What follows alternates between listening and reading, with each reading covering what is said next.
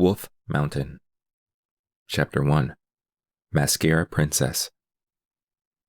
The door opened, and I noticed that I was alone. The building was empty, but that was no surprise. It was 2 a.m., and Wolf Mountain was taking its 4-hour nap. I headed down the empty hallway, listening to the echo of a buffer machine the janitor slid back and forth across the floor. I pushed the elevator button, trying to leave the 55-story building I usually resided in. I only went to my actual home on the weekends. During the week, managing the money and corruption in the city was my main concern. The elevator finally came. The door cracked open. The dull light covered my face, and the face of a mascara princess. She seemed familiar, but no name matched her beauty. "Good evening," I said. "More like morning." "Yeah," I chuckled, walking into the elevator, pushing the main level button. "So why are you here so early?" I asked. "To see you." "Thought so. I've noticed that your shipments have been running a little low." "Oh, really?" "Yeah. Your quota is lower than usual. Doesn't seem like pipe is as hot as it was 30 years ago when Jamiel Cooper was running the routes." "I would take that as an insult, but I've come to the conclusion you're just a punk-ass narc. If you didn't notice, pipe has been dead for the past 13 years. "Well, that clears up a lot," she said. I was getting bored, and we were only on the 30th floor, 29 to go. "So who are you working for?" I said, breaking up the silence around the 23rd floor. "There is only one police department in the city." "You should know that. Everyone enjoys your annual bribes." "Apparently you don't." "Of course I enjoy them. The only thing that ticks me off is the dead people in the city streets."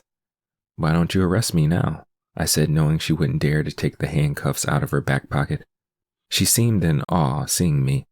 Who wouldn't? I was the law in the city. "I can't arrest you.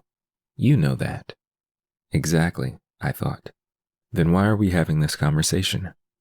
"'Cause I want to warn you, if you don't ease up soon, work's going to get a lot harder than it already is." The elevator stopped, dinged, and the door slid open. The mascara girl walked out the door and stretched. I paused, looking at her figure, realizing I was now the one awestruck. She turned around and smiled. I gave her a smirk back. And then the silver doors closed. I rode down another 5 floors before I realized. Damn, I didn't get her name. Chapter 2. Bounties. She took another shot. She had a pretty face, but a fearful body. A large pistol was shoved into a tiny holster, probably to look more feminine.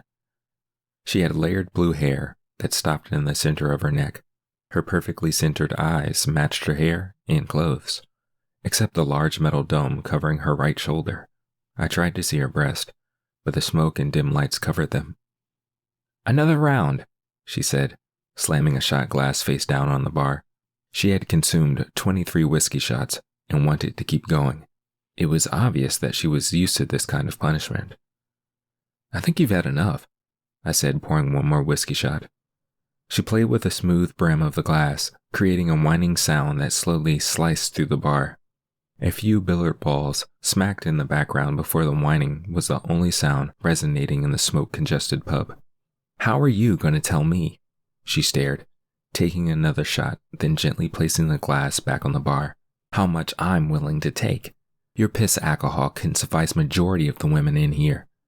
The guys aren't too great either. You're all a bunch of cowards. None of you have the stomach to take me on.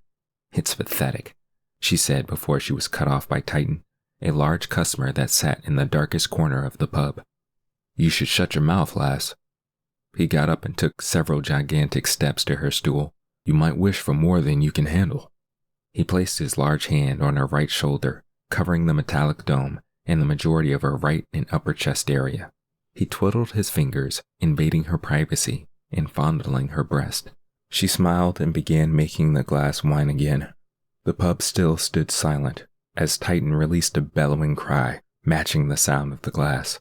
She had only flexed her arm, causing large spikes to jolt out of the dome on her shoulder. Pieces of Titan's hand covered the floor and some of the customers close by. He held his nub of a hand, crying out in pain, bumping into other drunks. She laughed. And you say I've had enough, she said, hopping off of her stool, heading for the door. Hey, are you going to pay for those drinks? I shouted.